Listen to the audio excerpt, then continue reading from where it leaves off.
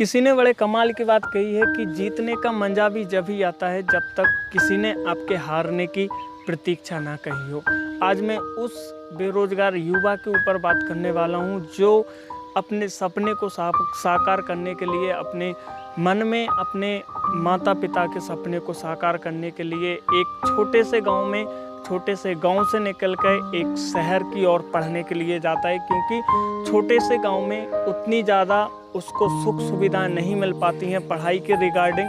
तो वो अपने माँ बाप से बोलता है कि मुझे शहर जाना है पढ़ने के लिए, और माँ बाप कहीं से भी पैसे की जुगाड़ करके उस बच्चे को शहर जो है वो पढ़ने के लिए भेज देते हैं, किसी से भी कर्ज करके और उसे शहर में भेज देते हैं, क्योंकि शहर में सभी सुख सुविधाएं उसको मिल जाती हैं। तो वो बच्चा जाता है पढ़ने के लिए और वहाँ पे तमाम बातें वो देखता है, फॉर्म भरता है और उसके बाद प्रिपरेशन कर लेता है, कोई अच्छी सी कोचिंग भी ज्वाइन कर लेता है और अपनी प्रिपरेशन जो है वो स्टार्ट कर देता है। लेकिन जब बात आती है कि किसी भी वैकेंसी का नोटिफिकेशन आता है और वो जब फॉर्म भरने जाता है तो फॉर्म भर भी देता है, क्योंकि एक रुपया कलेक्ट करके, कैसे भी पैसे कलेक्ट करके वो उतना फॉर्म भर देता है जो उसको फॉर्म भरना होता है।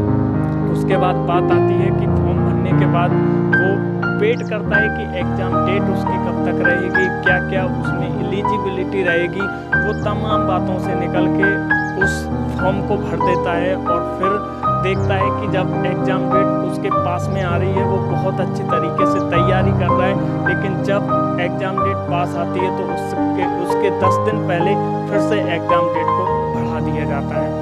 फिर स्टूडेंट तैयारी करता है, फिर से कहीं ना कहीं पैसे की जुगाड़ करके वो घर वालों से पैसे मंगा के फिर से तैयारी स्टार्ट करता है, लेकिन फिर देखता है कि फिर से जो एग्ज़ाम डेट होती है वो आगे बढ़ जाती है।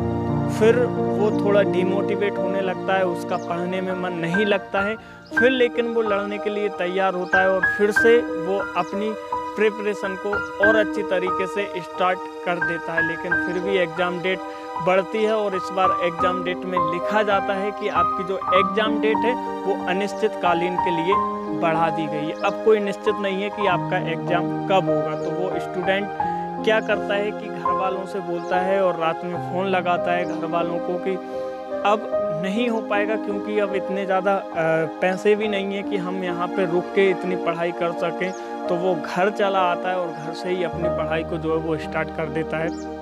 लेकिन कहीं ना कहीं उसके दिमाग में ये बात छप चुकी होती है कि यदि वैकेंसी 3 साल के अंदर निकल रही है तो इसका मतलब ये है कि कंपटीशन ज़्यादा हो चुका है, और कंपटीशन ज़्यादा हो चुका है तो इसका मतलब ये है कि सिलेक्शन लेना भी बहुत कठिन हो चुका है। तो वो स्टूडेंट कितनी बातों से गुजरता है, कितनी बातों से निकलता है और फिर अपनी तैयारी को नहीं छोड़ता है। फिर भी कहीं ना कहीं उसको आस रहती है कि उसकी नौकरी लगेगी और वो फिर से तैयारी स्टार्ट कर देता है और फिर तैयारी करता रहता है। लेकिन अभी उसको पता नहीं है कि उसकी एग्ज़ाम डेट कब आएगी। तमाम वो बातें देखता है, यूट्यूब पे भी सर्च करता है, गूगल पे भी सर्च करता है, लेकिन उसको उतनी संवेदनशील बात नहीं मिलती है जो वो सोच के आया है, जो उसने सोचा है कि मुझे ये बात मिलनी चाहिए, लेकिन उसको वो रिजल्ट नहीं मिल पाता है और वो डिमोटिवेट होने लगता है। आपको पता है कि उल्टे सीधे कदम उठाने लगते हैं, लेकिन मैं आपको बता दूं दोस्त, ये उल्टे सीधे कदम उठाने का टाइम नहीं है।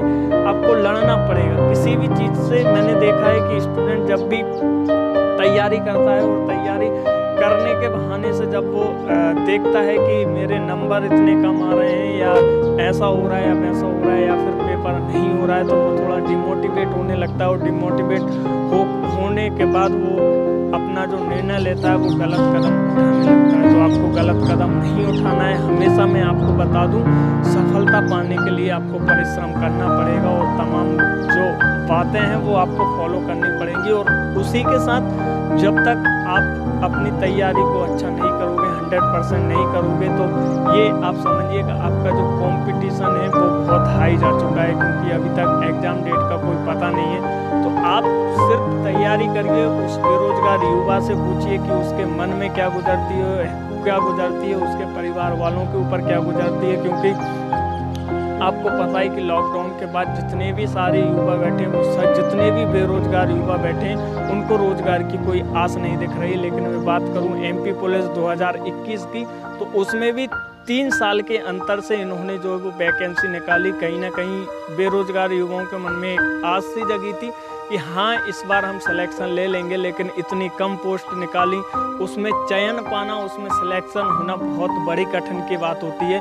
लेकिन कहीं ना कहीं उम्मीद के सहारे वो युवा फॉर्म भर देता है और फिर एग्ज़ाम डेट के लिए दर बदर भटकता रहता है।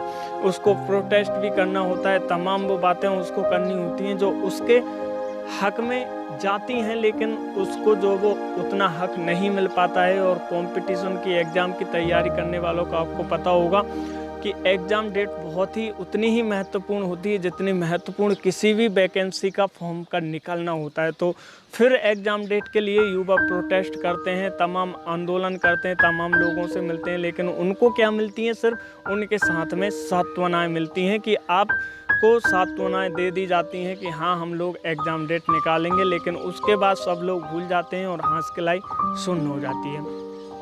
तो आप हमेशा सिर्फ अपनी तैयारी के ऊपर ध्यान दें। आपको सिर्फ तैयारी करनी है, आप सिर्फ इतना ही सोचिए कि आपको तैयारी करनी है। और इसके बाद कोई भी ऐसी बात आपके मन में आती है तो उन सभी बातों को आप नकारात्मक कर दीजिए, उनको नकार दीजिए और तमाम बातों को आप लोग छोड़ दीजिए। सिर्फ आप अपनी प्रिपरेशन पे ध्यान दीजिए। फिर मिलेंगे ऐसी अगली वीडियो में, जब तक के लिए बाय बाय, टेक केयर, आप अपना ध्यान रखिए, बाय।